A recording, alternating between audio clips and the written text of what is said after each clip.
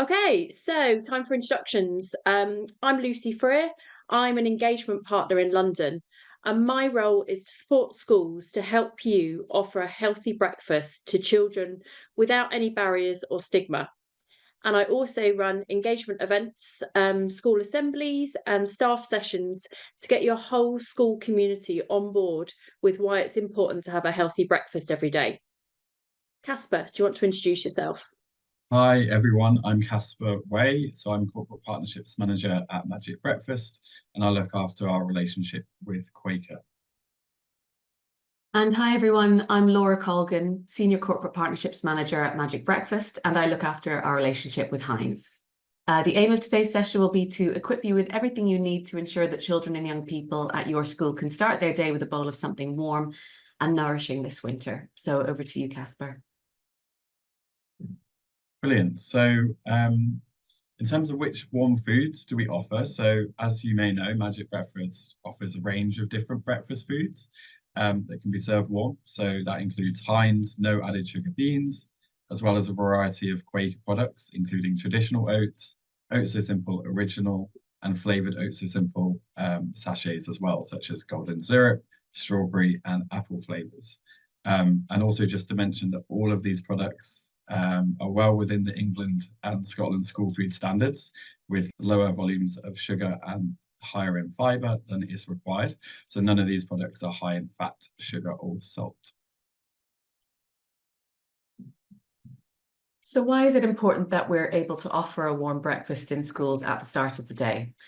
Well, the winter season brings higher incidence of colds and flu, so prioritising health is absolutely key. For the most vulnerable children and young people across our network of partner schools, a Magic Breakfast might be the only warm meal they eat all day. We know from our data and from speaking to our partner schools that uptake of warm breakfast foods increases during the cold months, so it's important that we make sure the right foods are available. And finally, by including porridge and beans in our provision, we can ensure that our breakfast offering is nutritionally diverse. The nutritional benefits of beans and oats are vast and varied, as you can see here. Both beans and oats are high in fibre and protein and low in fat and sugars. They provide a range of essential vitamins that support energy production, immune function, and thyroid health, and they're both slow-release carbohydrates, which help to fuel children throughout the day. This really is even more important during these colder months. In addition, a portion of beans counts as one of your 5 a day, and provides a fifth of a teenage girl's daily protein needs and a third of her fibre needs. As for oats, they are 100% whole grain, which means they're full of fibre and nutrients. Plus, oats are a good source of minerals like manganese, phosphorus, and magnesium, which are great for things like growth, energy production, and bone and heart health. We're really pleased to share that in some of our schools, children and young people absolutely love beans and porridge, making up some of the most popular choices each morning.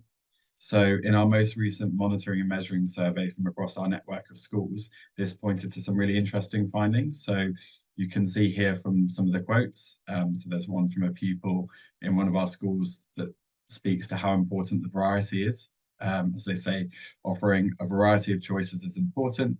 Offering a hot breakfast is really helpful in the winter months and fills tummies for longer.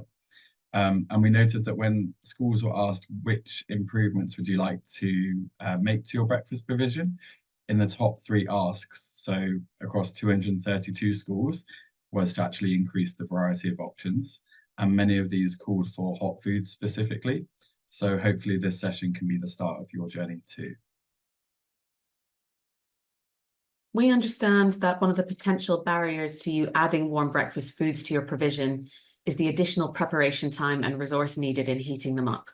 So we've gathered intel from lots of our partner schools around how they're navigating this, which we're delighted to share with you today. For heating porridge oats on the hob, Quaker's recommended recipe involves mixing 4 parts of Quaker rolled oats with 3 parts milk or water, bring to the boil, and then simmer and stir with a spoon until the oats are thick and creamy. Quaker's handy Oats So Simple sachets are also great for preparing individual portions of porridge in the microwave.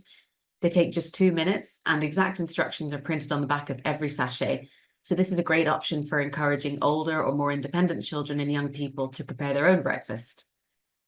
When it comes to beans, many schools heat them in a microwave, usually several cans at a time, in a large microwave-safe bowl. Others use a slow cooker, which can both cook the beans as well as keep them warm for long periods. And in 2023, 33 schools received a branded Heinz beans kettle, which you can see pictured here, which is designed to keep large amounts of beans warm for long periods of time. And we had really positive feedback from schools that received these. So we're hoping that we might be able to provide more of these, throughout the course of this year. From speaking to our partner schools, we know that warm breakfasts can be made available in all breakfast settings, including breakfast clubs, grab and go, and classroom settings. There's also a huge opportunity in secondary schools to consider whether students can be more autonomous in their breakfast provision. For example, is there scope for them to be given access to microwaves and toasters so that they can heat up their own breakfasts and address potential issues around staffing? We have some great case studies from 2 of our brilliant partner schools that we hope will inspire you. But first, we thought we'd share some ideas to help you think about how you can vary your provision to keep your students excited, interested, and perhaps encourage them to try something new, starting with beans. As you can see, it's more about varying the preparation and presentation when it comes to beans. There's the classic beans on toast, and you could add cheese if this is an option for your school. Alternatively, you could cut toast into soldiers and encourage children to dip them into their beans. Then there's beans on crumpets or bagels, and you could even make beans toasties if you have access to a toasty machine, as you can see in the photo at the top right hand of the screen. So in terms of porridge and oats recipe suggestions, we're already lucky enough to get a range of different flavors from Quaker in the Oats So Simple sachet range. So you can see some of the products there. So this is from golden syrup to strawberry, and we've previously had apple as well. So it's important to note that there's plenty of flavor to begin with right away, and we're excited to track what else they develop too. But why stop there? There's also well over 100 recipes on Quaker's website. So this could be something as simple as adding cinnamon. And we'll hear a little bit about a school that has had lots of success with this in a moment too.